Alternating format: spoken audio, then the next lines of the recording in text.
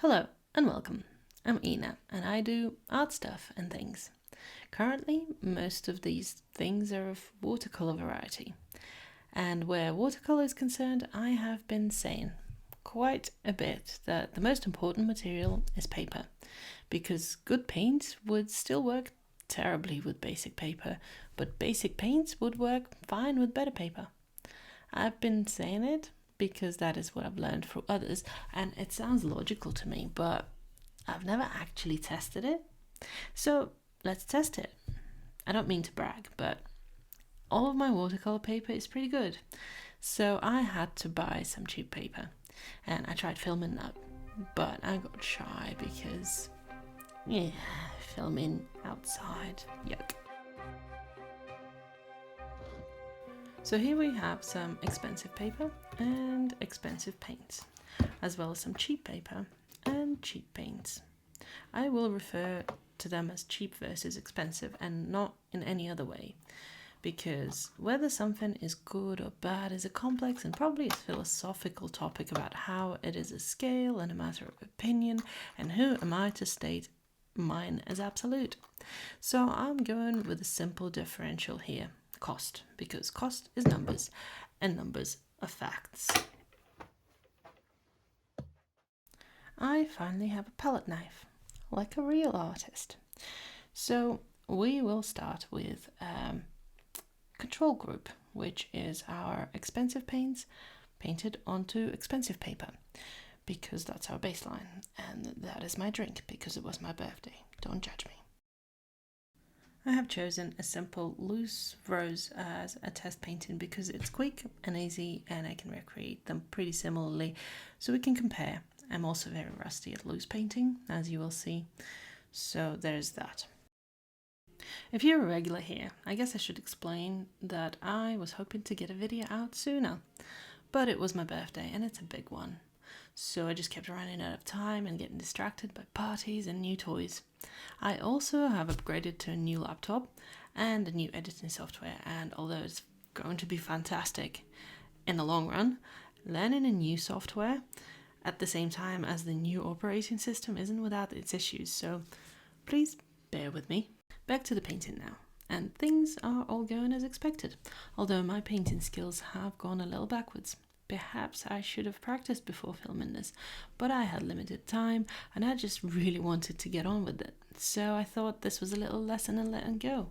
It is watercolor after all, so it does not need to be perfect, and I'm just letting the paint do all the work. I use a lot of water when I paint, so there is a little pooling, but since these are expensive materials, they do their thing and blend and smooth all on their own. I also really like when colors touch and run into each other. Well, in loose florals at least. Not so much in portraits. I am not a fan of surprises in portraits. It usually works out, but tears are shed and hair is lost. This little guy was not planned. I decided just at that point to put down some water and dab paint in and see what happens, and Frank happened, so I'm keeping him.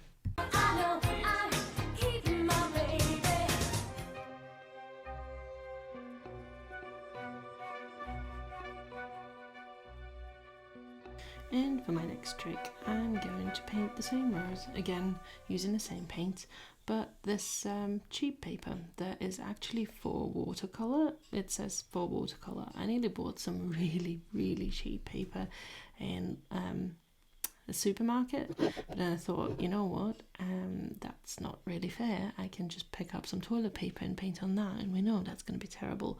So I had to pick one that actually said watercolor, and here we go. It's a little hard to tell at the moment, but this is not going very well, as expected. The water is just staying on top of the paper, and the pigment is running far more than I would find acceptable. The paper's getting very distorted, and the pooling that is happening, it's quite different from what we got with the expensive paper. Here the water is creating little craters, and pigment is just settling there like in these little puddles. You can also see that outside of the puddles the pigment is just not being caught by the paper, and it's very light and desaturated. Again, outside of the puddles, the paint dried way too quick, and now that I'm adding some colour back in, it is going in as a separate layer. But at least now we have a bit more colour back in. Little Frank is just a series of puddles, but he's still cute, so all is forgiven. So here are two paintings completed so far, side by side as they're drying, and I'm sure you can spot the difference, but what do you think so far? Let me know in the comments, and also if you could like this video, that would be super awesome, because it'll help the channel and get more people to see it. I just can't get over these puddles, look at them, they're so puddly. And now for the last painting, we are using cheap paints with expensive paper, and these have actually surprised me. They didn't have red, and since red is a primary colour and you can't mix it, I went with this pink, which is actually quite nice. And the paints took quite a bit of work activating.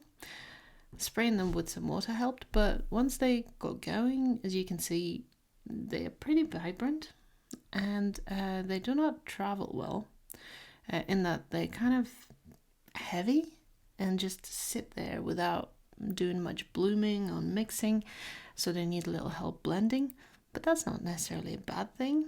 Less surprises, I guess.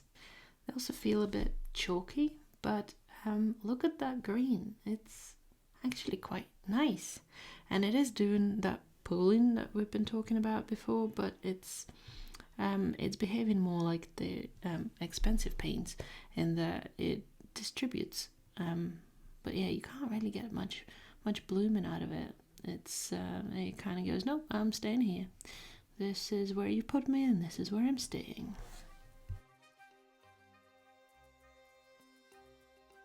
Let's not forget little Frank, and he's still cute, but not the best outcome. I think he relies heavily on the dispersal of paints, and there's just not a lot of dispersal with these ones. Okay, let's talk costs. The 3 tubes of professional paint cost around $20 Australian each, and they are 5mm, so that's $60 for 3 colours. The whole set of cheap paints was about $5. I do not know the quantities because neither the tin nor the website contain any information, but that's 40 cents per colour. I would say that that's a pretty good deal. One eternity later. It felt like eternity, but it was actually a few days, and these are fully dry.